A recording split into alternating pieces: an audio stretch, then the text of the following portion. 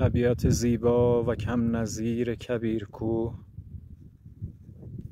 و دیوارهای بی‌نظیرش در طول صدها و قرنهای باستانی بهترین جایگاه بوده برای آنکه مقابری رو در اون مدفون کنند و جاگذاری کنند و یکی از این مقابر فوق العاده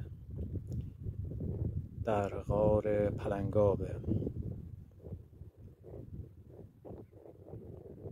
پلنگاب آثاری داره که متعلق به دوران ساسانی و سده‌های پیش از اونه.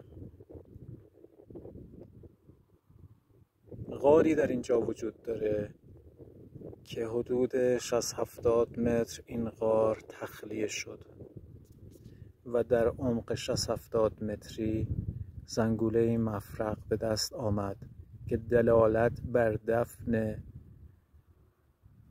یکی از زنان خسرو پرویز در این مکان بود و هنوز هم دست نخورده باقی مونده.